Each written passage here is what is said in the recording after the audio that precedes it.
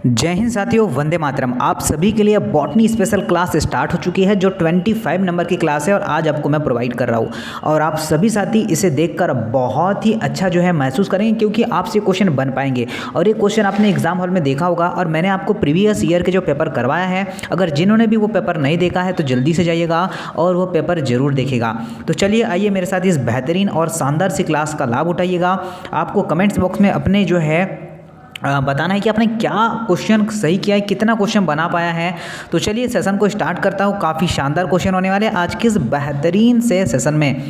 देखिए पहला क्वेश्चन आपको स्टार्ट है। पहला देखिए कि प्रकाश संश्लेषण का जैव संश्लेषण चरण में निर्माण होता है, लिपिड्स, वसा, प्रोटीन या फिर शर्करा। पहला क्वेश्चन आपके स्क्रीन के समक्ष है। तो जिन साथियों ने शर्करा या फिर आपका कार्बोहाइड्रेट, क्या सर जी, या तो कार्बोहाइड्रेट या तो शर्करा, अगर दोनों ही आंसर लगाया तो बिल्कुल सही है कि यह क्या करता है, यह जो है शर्करा साथ ही आपका कार्बोहाइड्रेट के संश्लेषण के लिए क्या करता है, यह चरण जो है जैव संश्लेषण चरण कहलाता है। कौन सा? जैव संश्लेषण चरण कहलाता है, यह ध्यान रखना। और ये प्रोसेस, ये प्रक्रिया जो है प्रत्यक्ष रूप से जो है प्रकाश पर निर्भर करती है। किस पर? आपके फोटोसिंथेसिस प्रकाश पर यह निर्भर करती है, यह आपको ध्यान रखना है। चलिए आते हैं अगले क्वेश्चन की ओर।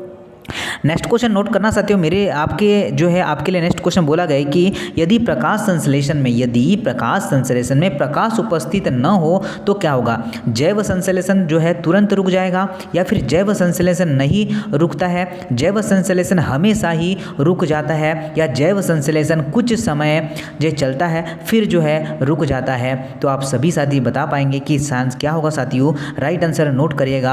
आपके समक्ष है कि यह जो है जो आपका यदि प्रकाश जो है, ठीक है बच्चा, यदि अगर प्रकाश जो है संश्लेषण में प्रकाश जो उपलब्ध ना हो तो क्या होगा, तो यह जो है आपका संश्लेषण जैव जो चक्रण होता है, ठीक है, जो C3 होगा, ठीक है बच्चा, जो C कार्बन 3 चक्र जो होगा वो कुछ समय के लिए जो है चलता है और फिर रुक जाता है। मतलब आपका राइट आंसर क्या बन जाएगा?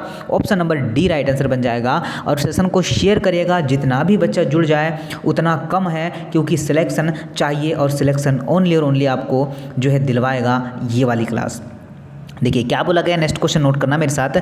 जैव संश्लेषण को आपका अप्रत्यक्ष प्रक्रिया कहते हैं। क्यों जो है इसे अप्रत्यक्ष प्रक्रिया कहते हैं? क्योंकि ये जो है यह प्रकाश पर निर्भर नहीं करता है, ठीक है। क्या है बच्चा? यह प्रकाश पर निर्भर नहीं करता है, इसलिए क्या है, यह जैव संश्लेषण, ठीक है, जैव संश्लेषण का अप्रकाश अभिक्रिया कहलाता है। और यह अनुपयुक्त है क्योंकि यह प्रकाश के बिना ही क्या होता है, अप्रकाश अभिक्रिया अधिक समय तक नहीं चल पाती है। नोट कर लेना, बी आंसर सत्य होगा और आपको मज़ा आ रहा होगा, ठीक है, बहुत बेनिफिट मिलेगा।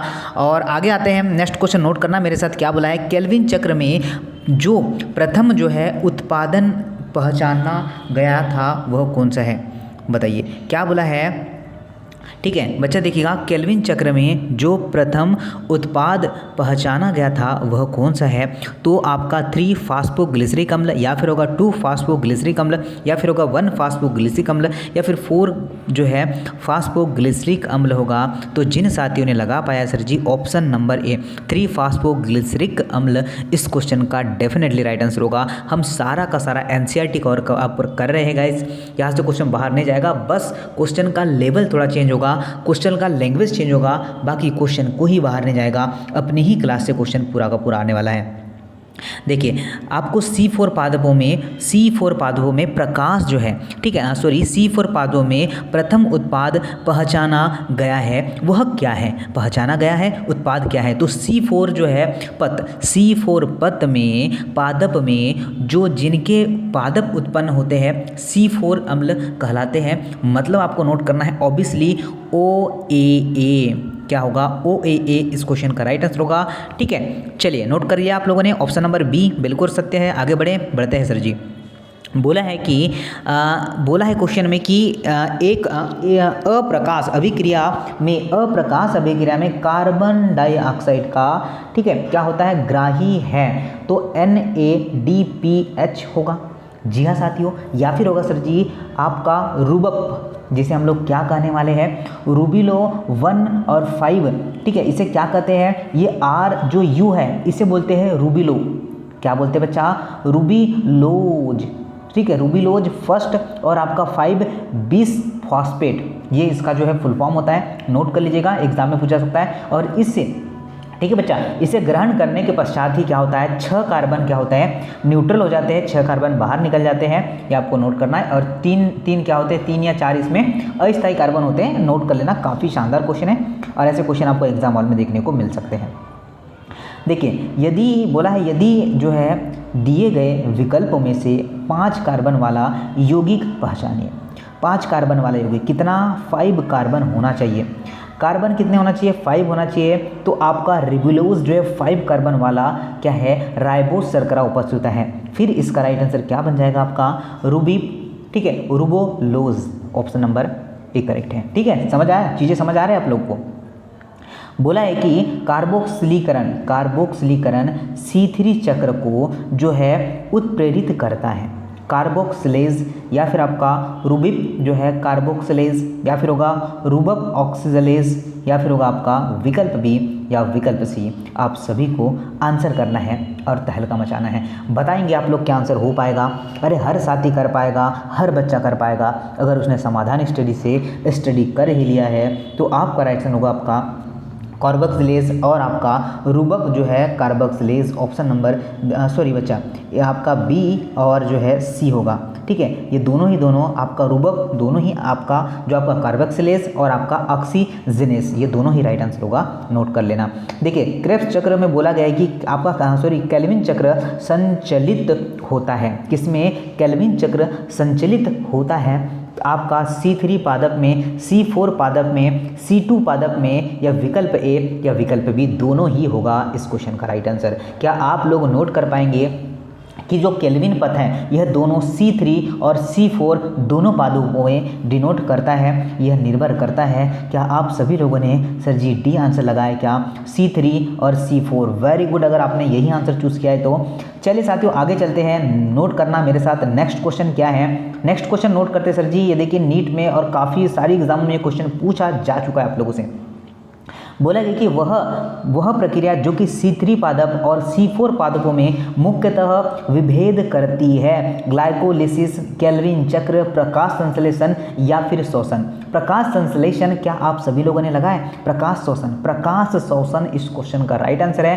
प्रकाश शोषण जो है प्राकृतिक रूप से C3 पादप, किसमें सर जी, C3 पादप और C4 पादपों में प्रकाश संश्लेषण, और यह क्षति की क्या करती है, क्षतिपूर्ति करती है, और क्षतिपूर्ति करने हेतु यह C4 चक्र में क्या करती है, इसके विकास कर सकती है। क्या राइट आंसर आप सभी लोगों ने सर जी सी लगा पाया है क्या, डेफिनेटली आपका सी आंसर करेक्ट है। देखिए आगे आते हैं, बोला गया कि अप्रकाश अभिक्रिया में, क्या बोला है, अप्रकाश अभिक्रिया में रूबिलो, ठीक है, आपका रूबिब में आपका पुनर्उद्भव में आवश्यक है एटीपी के 2 अणु, एटीपी एडेनिन टाइफास्फेट, एटीपी का फुल फॉर्म कहता है एडेनिन टाइफास्फेट है, कहाँ जो है 1 अणु, एटीपी के 3 अणु, या एटीपी के जो है 4 अणु। क्या आंसर होगा, क्या साथी बता पाए कि केल्विन चक्र में 3 जो है चरणों में यह प्रोसेस होती है। कितने सर जी, एटीपी के 1 अणु निकलता है जिसमें, और इसमें जो है आपको निरंतर चलते रहेगा। क्या होगा, एटीपी का 1 अणु बाहर आता है। कितना सर जी, एटीपी का 1 अणु जो है बाहर आता है, ये आपको नोट करना है। ठीक है,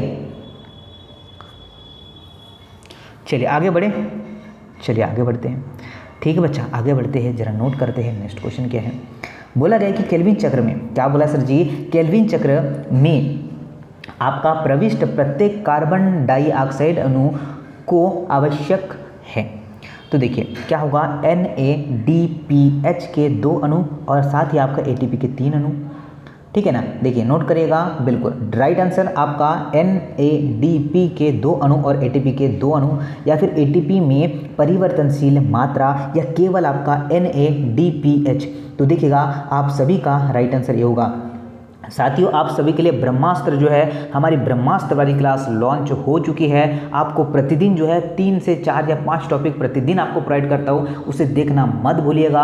अगर आपको सिलेक्शन चाहिए तो क्लास को देखना है, क्योंकि वो 5 से 10 मिनट आप में बहुत ज़्यादा मार्क्स लेकर आएंगे।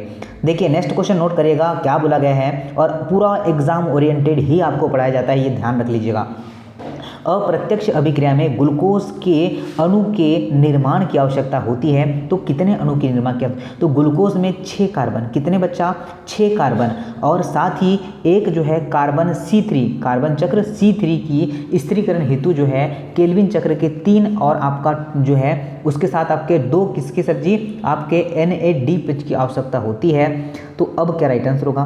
तो सर जी क्या हमने राइट आंसर 16, 18 अब और जो है 12 आंसर लगा पाए क्या? सी जो है ठीक है, कार्बन के कितने अणु? 6 अणु, तो 6 दूनी ये तो 12 हो जाएंगे और ये 6 3 18 हो जाएंगे। ठीक है, नोट कर लेना आप लोग, काफ़ी शानदार क्वेश्चन है, एग्जाम में यह क्वेश्चन पूछे जाते हैं। आगे आते हैं, नोट करना मेरे साथ क्या दिया है। देखिए नेक्स्ट क्वेश्चन आपके स्क्रीन पर है, यदि केल्विन चक्र, क्या सर जी? यदि केल्विन चक्र में RuBp का एक अणु जो है का कार्बोक्सिलीकरण होता है तो आपका PGA के कितने अणु बाहर आते हैं? तो क्या आप लोग जानते हैं? नहीं जानते, जानना पड़ेगा, समझना पड़ेगा कैसे होता है। तो देखिए RuBp किस क्रिया में कार्बन डाइऑक्साइड से करूँगा तो ये निकल के आएगा 2 कार्बोक्सिलिक। ठीक है, कार्बोक्सिलिक जो है कितने निकालेगा? 2 निकालेगा। साथ ही यह जो है कितना? 2। क्या आपका राइट आंसर यही होगा क्या? चलिए, क्या आपका राइट आंसर ऑप्शन नंबर 1 का 2 ही आपका कार्बोलिक्स निकालेगा अगर ये कार्बन डाइऑक्साइड के साथ क्रिया करता है तो डेफिनेटली सर जी आपका ए आंसर होगा, ए आंसर होगा। केल्विन चक्र को यह भी कहा जा सकता है, तो केल्विन चक्र को और एक नाम से हम लोग जानते हैं। केल्विन चक्र का और एक नाम क्या होता है? केल्विन बेसिन चक्र, C3 चक्र, या फिर हम लोग इसे जो है अपापची आपके क्या सर जी? अपचयित पेंटोज आपका फॉस्फेट पद भी कहते हैं। राइट आंसर 3 नाम है आपके केल्विन चक्र के। कितने नाम है सर जी? 3 नाम है आपके केल्विन चक्र के, तो डेफिनेटली आपका डी राइट आंसर होगा। और बिल्कुल हर बच्चा कर पाया है, हर बच्चा कर पाया है, और इसे आप लोग को रिवीजन जरूर करना है ताकि चीज़ें आप लोग सीख पाए। कितने चक्रों में केल्विन चक्र जो होता है ग्लूकोज के एक अणु को या एक अणु की रचना करता है? 8 होगा, 6 होगा, 3 होगा या फिर 1 होगा? 8 होगा, 6 होगा, 3 होगा या फिर 8 होगा? राइट आंसर नोट करना, नोट करना और नोट करना कि क्या आंसर बन जाएगा। क्या हर साथी लगा पाएगा? चले, क्या हर साथी क्वेश्चन का आंसर लगा पाएगा? क्या हम लोगों ने सर जी 6 आंसर लगाया क्या कि कितने केल्विन चक्र में ग्लूकोज के 6 अणु जो है इसकी संरचना करता है? आपका आगे देखते हैं। नेक्स्ट क्वेश्चन सर जी नोट करते हैं कि सामान्यतः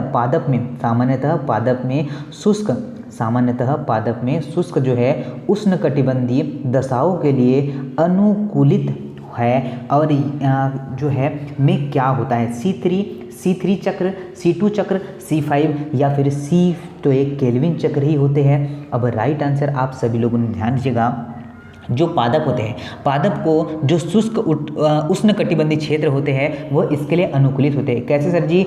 उष्णकटिबंधीय क्षेत्र जो है इसके लिए अनुकूलित होते हैं। तो मेरे साथ सर जी C4 आंसर लगा पा रहे क्या?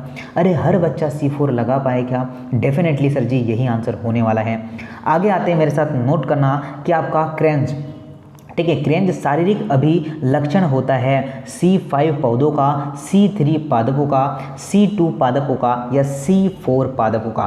तो राइट आंसर क्या निकल के आएगा? अगर हमने लगाया C4 पादपों का तो बिल्कुल सत्य, सरल और सिंपल आंसर आप सभी के लिए। ठीक है बच्चा, क्या राइट आंसर होगा? Option number D is a right answer. और हर साथी, हर बच्चा बिल्कुल कर पाया होगा, डेफिनेटली कर पाया होगा।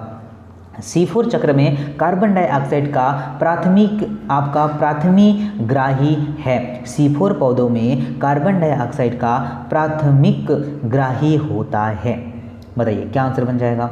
तो C4 पादपों में कार्बन डाइऑक्साइड का प्राथमिक स्थिरीकरण मध्योतक कोशिकाओं में होता है। किस कोशिकाओं में होता है? तो मध्योतक कोशिकाओं में होता है। नोट करना साथियों, अगर आपने लगा पाया है PAP, ठीक है बच्चा, क्या होता है PAP? आपका कार्बोलेक्स जो आपका कार्बोक्सिलेज, इसका राइट आंसर हो जाएगा ऑप्शन नंबर बी।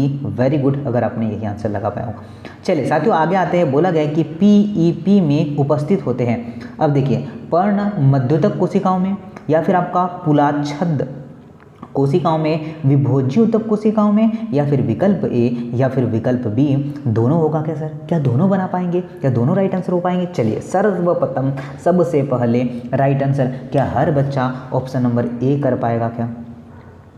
देखिए पर्ण मध्योतक कोशिकाओं में होता है, तो ऑप्शन नंबर ए इसका राइट आंसर होगा। क्या राइट आंसर होगा? ऑप्शन नंबर ए इस क्वेश्चन का राइट आंसर होगा।